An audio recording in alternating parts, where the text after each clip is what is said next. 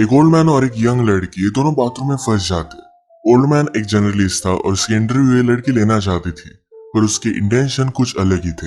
Hello friends, आज मैं आपको मैड्रिड 1987 या 2011 की एक फ्रेंच मूवी एक्सप्लेन करने वाला हूँ। ये काइंड ऑफ हैंगआउट मूवी है, तो इसके कन्वर्सेशन को आप रिलैक्स कर कुछ खाते हुए एंजॉय कर सकते हो। तो बिना किसी देरी के एक्सप्लेनेशन स्टार्ट करते हैं। मूवी स्टार्ट होती है और हम हमारे मेन कैरेक्टर को, जिसका नाम है मिगेल, इसे एक होटल में राइट करता देख सकते हैं। ये न्यूज़पेपर के लिए राइट करता है और ये बहुत ही फेमस राइटर है। आज उसे मिलने के लिए एक लड़की आई जो हमारी और एक मेन कैरेक्टर है, इसका नाम है एंजेला। एंजेला आज मिगेल का इंटरव्यू लेना चाहती थी, वो भी अच्छे से राइट करना चाहती है, एक अच्छी जर्नलिस्ट बनना चाहती है। मिगेल एंजेला को कुछ ऑर्डर वगैरह करने के लिए कहता है। उसने बहुत पहले एक आदमी के बारे में आर्टिकल लिखा था, उसके बारे में वो बात कर रहा था। वो कहता है मैंने उसके बारे में आर्टिकल लिखा, पर इसके बाद ही उसकी डेथ हो गई थी, तो हमने वो पब्लिश नहीं किया। वो और उसका पब्लिशर बहुत ही क्लोज थे। एंजेला पूछती है कि ऑफिस में सबसे तुम क्लोज थे। मिगेल कहता है एक जगह पर अगर तुम 25 इयर्स तक काम करो तो सिर्फ एक दूसरे को मारना ही बाकी रहता है। मिगेल बहुत ही स्ट्रेट फॉरवर्ड, उसे जो चाहिए होता है इसके बारे में वो बोल देता है, इस टाइप का कैरेक्टर है। एंजेला ने कोका कोला ऑर्डर किया था, इसकी एक सिप उसने उससे मांग ली। मिगेल को डॉक्टर ने कोका कोला, टोबैको, इस तरीके की चीजें खाने के लिए मना किया है, पर फिर भी वो मानता नहीं। वो एक ही टाइम पर स्मोकिंग भी करता है, कोका कोला भी पीता है और टोबैको भी खाता है। उसे लगता है कि अगर इस तरीके से उसकी डेथ हो जाए तो इसका ब्लेम ये सारी चीजों में इक्वली डिस्ट्रीब्यूट हो जाएगा। एंजेला ने अपनी राइटिंग मिगेल को दिखाने के लिए लाई हुई थी, जो मिगेल को इतनी ज्यादा पसंद नहीं आती। वो कहता है तुम्हारा आर्टिकल बहुत ज्यादा लॉन्ग है, अगर तुम्हें पब्लिश होना है तो ये जरा शॉर्ट होना चाहिए। एंजेला ने मिगेल की राइटिंग स्टाइल भी कॉपी की थी, तो कहता है तुम्हारी राइटिंग स्टाइल जरा यूनिक होनी चाहिए, तुम्हारे वर्ड्स लोगों को पिंच करने चाहिए, तभी आर्टिकल परफेक्ट बनता है। राइट कैसे करना है ये कोई भी सिखा नहीं सकता, ये अंदर से आना चाहिए। यही रीजन था एंजेला ने अपने कॉलेज में राइटिंग के कोई भी लेसन लिए नहीं थे, क्योंकि ये सिखाया नहीं जा सकता। बात करते हुए मिगेल ने एंजेला को अपने पास बुला लिया था। मिगेल एंजेला को अपने कोट से चाबी निकालने के लिए कहता है। वो कहता है एक मेरे पेंटर फ्रेंड की है जो वीकेंड के लिए बाहर गया हुआ है, तुम्हें कॉल करने से पहले मैंने चाबी उससे ले ली थी। इसके बाद मैंने मेरा लक ट्राई किया। मिगेल एंजेला को अपने साथ वहां लेकर जाना चाहता था। उससे कहता है इंटरव्यू लेते वक्त हमारे बीच कोई भी डिस्ट्रैक्शन नहीं आना चाहिए। ये वहां पर पहुंचे, मिगेल एंजेला को टी वगैरह देता है। यहाँ पर अलग अलग पेंटिंग्स पड़ी हुई थी, तो मिगेल कहता है पेंटिंग ये आर्ट फॉर्म मुझे बहुत अच्छा लगता है।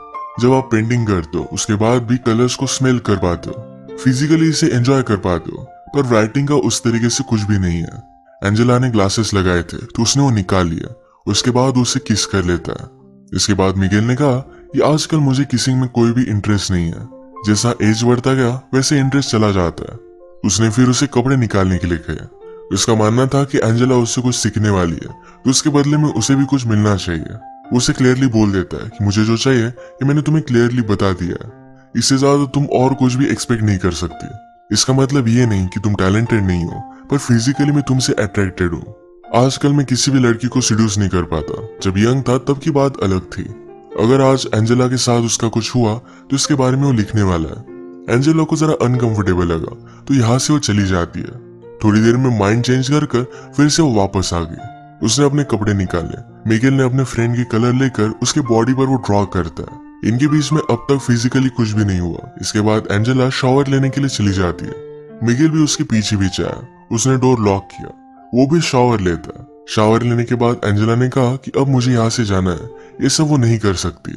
मिगेल को बात सुनकर बुरा लगा, पर एंजेला जब यहाँ से जा रही थी तो बाथरूम का डोर ही ओपन नहीं होता। ये डोर खराब था, पर मिगेल का फ्रेंड उसे बताना भूल गया था। एंजेला इसे खोलने का बहुत ट्राई करती है। मिगेल ने भी ट्राई किया, पर दोनों से खुल नहीं पाता। एंजेला बाथरूम की छोटी सी खिड़की से हेल्प मांगने की कोशिश करती है, पर मिगेल ने उसे कहा कि प्लीज ऐसा कुछ भी मत करो, अगर हम दोनों एक साथ पकड़े गए तो तमाशा हो जाएगा। वो एक फेमस राइटर है, तो स्कैंडल भी बन सकता है। मिगेल ने कहा कि मेरा फ्रेंड 2 दिन तक वापस नहीं आएगा, इतने टाइम में उसकी वाइफ पुलिस को कॉल कर देगी। एंजेला कहती कि मेरे पेरेंट्स उससे पहले ही जरा ज्यादा वरीड हो जाएंगे। ये इन दोनों के लिए प्रॉब्लम थे, तो फिर से खिड़की से आवाज लगाने लग जाते हैं, पर इन्हें कोई भी सुन नहीं पा रहा था। मिगेल कहता है हमारी सिचुएशन बहुत ही अजीब है, एक तो कॉमेडी हो सकती है या फिर ट्रेजेडी। एंजेला ने कहा कि अगर हम सेफली यहाँ से निकल गए तो एक कॉमेडी होगी, अगर मेरे पेरेंट्स को पता चल गया तो एक ट्रेजेडी में कन्वर्ट हो जाएगी। मिगेल पूछता है कि तुम्हारे फादर क्या करते हैं। एंजेला ने कहा कि वो मिलिट्री में है। उनका नाम उसने उसे बताया, तो मिगेल उन्हें जानता था।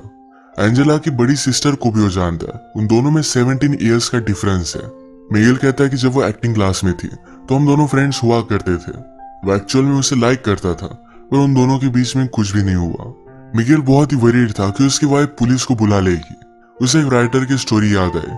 राइटर हमेशा अपनी वाइफ पर चीट करता था। एक दिन वो घर पर ही नहीं आया। उसकी वाइफ को पता था कि वो किसी और लड़की के साथ है, फिर भी उसने पुलिस को कॉल कर दिया।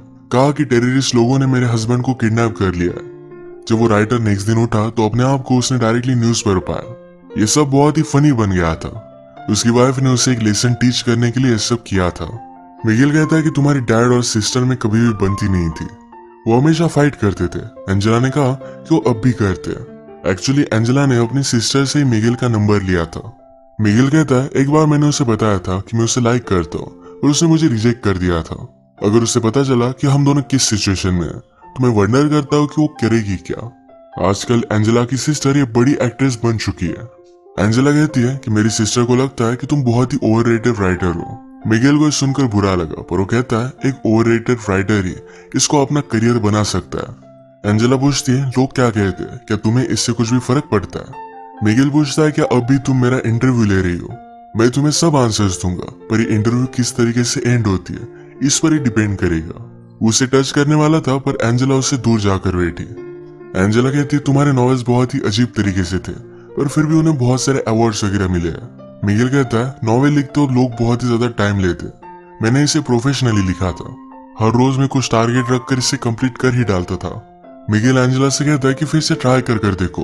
तुम्हारी आवाज सुनकर तुम्हें हेल्प करने के लिए कोई भी आदमी आ सकता है। सुंदर लड़की देखी नहीं, और हर आदमी उसे हेल्प करना चाहता है। आवाज देने के बाद भी उसे कोई भी सुन नहीं रहा था।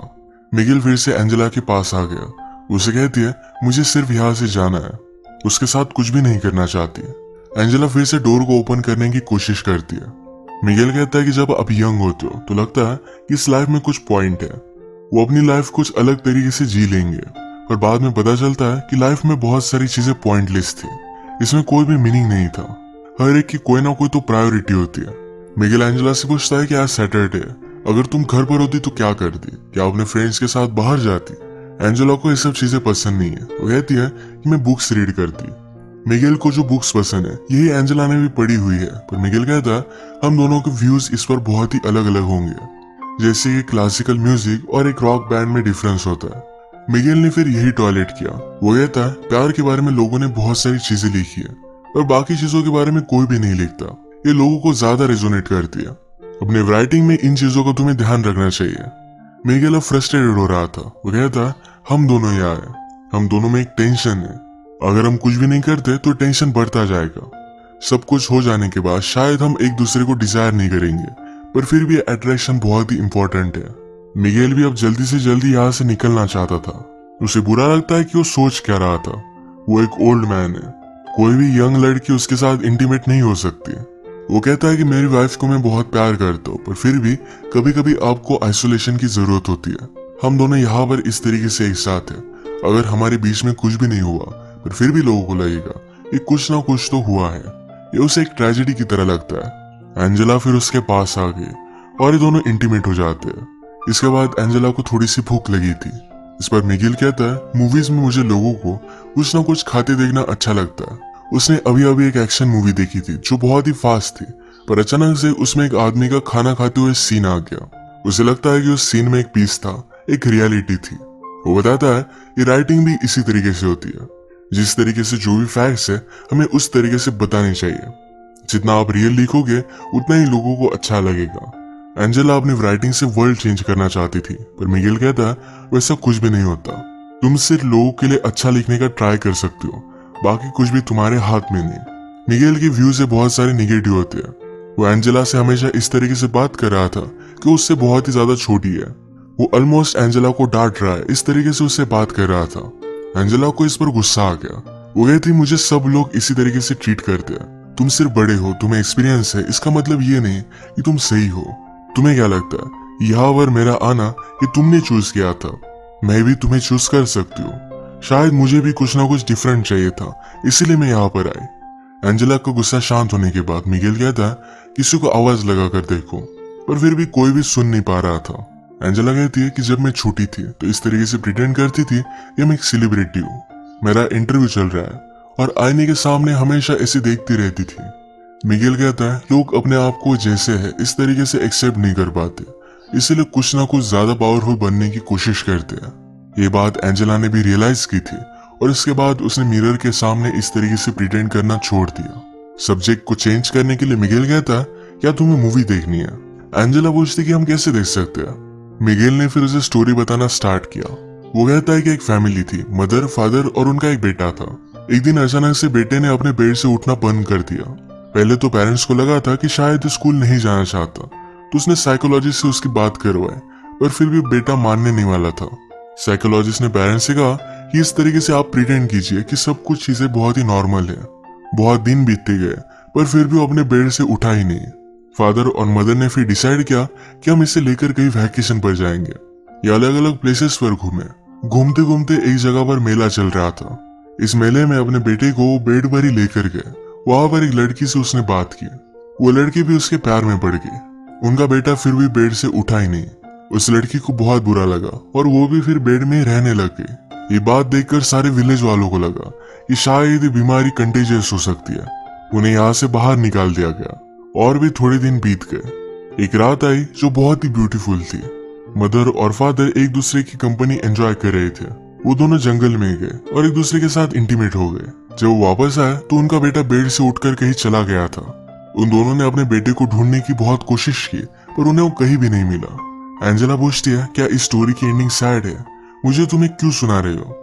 मिगेल उससे बताता है कि मदर ने अपने बेटे को ढूंढने की बहुत कोशिश की थी, उसे मिला नहीं, पर इस बात से वो खुश थी। उसका बेटा इस तरीके से रह रहा था, इस बात से वो तंग आ चुकी थी। उसे जो फीलिंग्स आ रही थी इस वजह से उसे गिल्टी लग रहा था। स्टोरी की तरह ही हमने आज जो भी किया ये गलत था। हमें इसके बारे में गिल्टी तो लगेगा ही, पर ये अब हो चुका है। इसके बारे में ज्यादा सोचना सही नहीं। इसके बाद अगर हम फिर से कभी मिले तो तुम मुझे इग्नोर कर दोगी। तुम्हें गिल्टी तो लगेगा पर यही करना सही होगा। इसके बाद थोड़ी देर में मिगेल को किसी का आवाज आया। उस आदमी को बुलाकर कहता है कि प्लीज मेरे फ्रेंड को कॉल करो, मैं यहाँ पर फंस चुका हूँ। थोड़ी देर में मिगेल का फ्रेंड भी वहां पर पहुंच गया। जिस तरीके से मिगेल ने कहा था कि तुम मुझे अनदेखा कर कर यहाँ से चली जाओगी, उसी तरीके से एंजेला यहाँ से चली गई। जाने से पहले एंजेला ने उसे कहा कि सिर्फ एक इंसिडेंट था, इसी तरीके से मैं उसे ट्रीट करूंगी। मुझे इसके बारे में कोई भी बुरा नहीं लगेगा, ये सिर्फ उसके लिए एक एक्सपीरियंस था। इसी के साथ ये मूवी एंड हो जाती है। अगर हम इस तरीके की हैंगआउट मूवीज देखें तो इसमें सिर्फ कैरेक्टर को और भी ज्यादा जान देना, उनके साथ कन्वर्सेशन एंजॉय करना, यही सिर्फ एक पॉइंट होता है। तो इसी टाइप की आज की हमारी मूवी थी। अगर आपको एक्सप्लेनेशन अच्छा लगा तो प्लीज इसे लाइक और कमेंट जरूर कर दीजिएगा। मैं बहुत सारी मूवीज लेकर आता रहता हूँ, तो प्लीज इस चैनल को सब्सक्राइब कर दीजिए और बेल नोटिफिकेशन आइकॉन दबाना मत भूलिएगा। हम फिर से मिलेंगे और एक नई मूवी के साथ। तब तक के लिए थैंक यू और आप अपने आप का ख्याल रखिए।